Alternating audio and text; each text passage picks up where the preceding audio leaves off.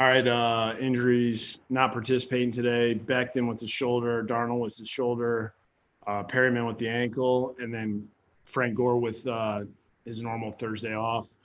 Limited will be Bless with the calf, Jordan Jenkins with the shoulder and the calf, Ashton Davis with the groin, and then Hogan with the ribs and knee. So, hopefully we just keep getting guys healthy, have another good day today. I thought the guys did a good job yesterday. We just got to keep building off of what we saw yesterday in practice. Adam, do you anticipate having Le'Veon Sunday? Yeah, I mean, he looks good in practice. Honestly, it's all about the roster adjustments, at this point. What kind of Le'Veon do you think you'd get, considering he hasn't practiced in 3 weeks and coming off, that long absence? How effective could he be? I think he could be pretty effective. I mean, he did a good job of one, getting healthy and then staying in good shape. Did a good job, making sure that he maintained where his weight was. I mean, it's pretty easy especially when you have a hamstring and issue to where you can't do what you're normally used to doing. He did a great job as far as making sure he stayed right where he was at when he got hurt. I think he feels even better now than he did when we kind of hit that first game. Adam, how do you envision that running back rotation working with Bell, Gore, and then Pirine once you get all? Yeah, those guys? we'll kind of see how the game goes. Obviously, the more plays we get, the better. The more involved we can get everybody. It's hard to say at the moment. Le'Veon had pretty high expectations for himself coming into this year. Do you sense him itching to get back even more? And you kind of have to guard against that just to make sure that he's 100% before you let him back out there? Yeah, I mean, that's always kind of in the back of your mind, but I think it's a little different when you got a guy that's been in the league for as long as he has and done what he's done. So, I trust him as far as giving me the right information. I think he feels like his body's in a good place. I think being able to take the last 3 weeks to really get, his body right and make sure that he's healthy. If he had a concern, he'd tell me. Adam, obviously last year you had the bad start at 1-7. Are there any things, even though the circumstances are a little bit different, that you learned, to try to turn things around as you did in the second half of last year that maybe you can put into play this year? Yeah, the biggest thing that we've talked about to guys is about doing more. If we want to get things turned around, we got to put in more time, whether it be on or off the field. Extra walkthroughs, make sure, we've kind of moved practice around, do some different things, emphasize some different periods, expand the meeting times, guys just, everybody's got to put forth the, more effort, whatever we were doing before, it wasn't enough. So I think guys have done a good job of really, spending time at the building, trying to spend time with their groups, they're trying to figure out a way to get things fixed. Do you reach out at all to some of the guys that are on that roster last year, the Jordan Jenkins of the world and whatnot, the veterans, to maybe try to, put that more into play with some of the guys that maybe weren't here last year? I've been talking to a lot of those guys through the whole thing, from the start of it. I will say this, I don't remember ever having this many guys coming to me, making suggestions, talking through, hey, how about ways to get things fixed? How can we address certain things? It's just been, the communication's been outstanding from our players. Adam, you just kind of referenced mixing up practice a little bit. It looked like it was a little different yesterday when we were out there. What do you do? Are you adding stuff, just moving stuff around? Can you kind of expand about? Yeah, it's just kind of moving some stuff around, just trying to create some competition within practice, get us going faster. I thought it was good. The guys were, they seemed like they liked the format that we kind of move some stuff around. Just got the blood flow going a little quicker than normal.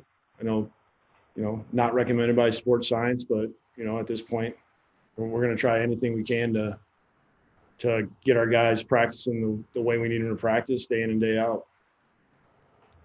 How comfortable do you think Joe is right now? I mean, you said last week was the first time he heard you call a play. Going through practice yesterday, what was that like? What did you see? He seemed fine. That's that's the advantage when you have a veteran player that's played in a lot of big games and had a lot of success in this league. And then to boot, Joe's as steady as they go. He just processes the information, goes out there, executes the play, gets on to the next one, fix the things that he needs to fix. Adam, this may sound like a little bit of a simplistic question, but are there some specific things that you're looking for on Sunday from your team that you just haven't seen the last month? Biggest thing for me is let's play a cleaner game. For me, last week was a great indication of we beat ourselves. Denver made the plays when we gave them the opportunity to make those plays, and by extending drives, that wasn't what we could do against those guys. We couldn't give them more chances than what they had. And for us on offense, it's finishing in the red zone. Like executing, being in the right spots, getting the ball to the right guy, doing things the right way, all the things that we're practicing. Like let's take it from the practice field to the game. And speaking of that, beating yourself, you referenced when we spoke to you the other day about the penalties, how it's going to get fixed. You're very adamant about that. What have you done specific things in practice to do that? How can you flip a switch on that? How do you do that? I think the biggest thing is you double down on the awareness level for sure, and getting the right guys in there. And if we can't do it the right way, then we need to get different guys in there. Adam, I think Arizona is pretty good in the red zone defensively. I think they're fourth in the league. Obviously, you guys have had some issues there. What do they do so well in the red zone, and what needs to change for you guys? They just keep it tight. They do a good job of passing anything off. When they're playing their man coverages, their coverages. They're tight as you can be. When they play their zones, they do a good job of just squeezing down the windows. You got to get the ball out on time. They do a good job against the run down there. You get inside the 5, you try to go goal line. Those compared to last year, those guys are really making it difficult for teams to get in the end zone, especially when they get inside the 5. So it's similar to what, schematically what we saw last week. The year before, Vic did a good job of where those guys were the number one red zone defense in the NFL. This year they were kind of hit or miss, but Arizona this year has improved a lot compared to the year before. So it's similar type coverages and pressures and all those things, but these guys are playing tight. Adam, looking at the other side of the ball for them, what's your impression of Murray? How much of a problem is he, and how did your defense deal with that? Yeah, it's not an easy assignment for sure. When you have a guy that can move the way he can move, and he can throw the ball the way he can throw. He sees a lot when he gets outside the pocket or when he steps up and gets flushed out there. He can either, take off if nobody comes up to try to put pressure on him and really create explosive plays on his own. But at the same time, when you do close the cushion, he can get the ball off and he'll find the open guy. He has really good vision. He can see a lot, especially when he's on the move. And then he's got a couple pretty good guys to throw to as well.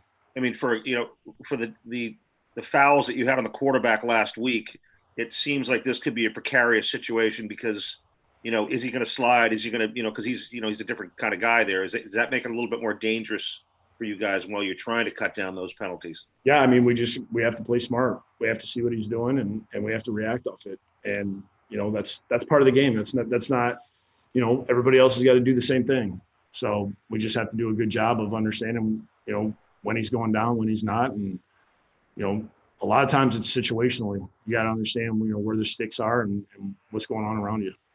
We'll take a few more for Coach.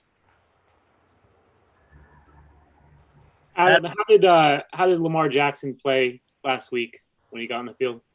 He did a pretty good job. Anytime you get guys in there, and really it's their first experience to a lot of playing time.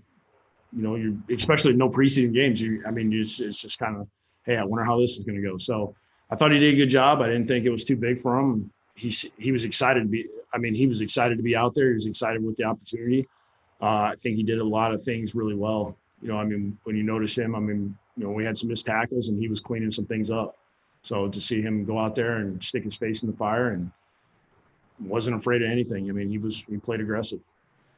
Can you explain just the thought process on removing Balaj and bringing and claiming Ty Johnson on waivers?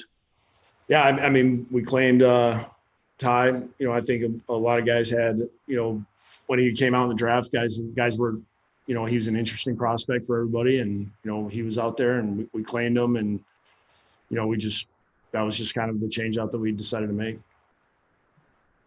How has Vincent Smith looked through these first couple or that first practice, and what are the challenges when he's been out for so long and getting? Yeah, I mean, it's really about getting him, you know, getting him in pads and letting him go out there and run around and see how he feels. And see, he seemed to look like he did before he got hurt. You know, I mean, he was able to do all the routes that we needed him to do, and you know, he hit some high speeds yesterday, which really that's the key to his whole game. I mean, the guy's obviously a vertical threat. It's nice to get one of those 4-3 guys back. You know, we got a couple other guys still sitting in the training room, but anytime you got that vertical presence, it changes things for the defense. You said it's not what sports science recommends in terms of the practice intensity. Can you like elaborate on how that factors into what you're doing and what you mean by that? Yeah, I mean, you know, you go through all these warm-ups and individual, and you kind of steadily progress, and you know, sometimes it's good for our guys to just come out the chute and let's roll, you know, go get after it a little competition period. You know, I mean, logically, everything that you try to do, it makes sense. And then you wonder why we're having all these injuries and we're trying to do all the right things. So, you know, just thought it was a good change up.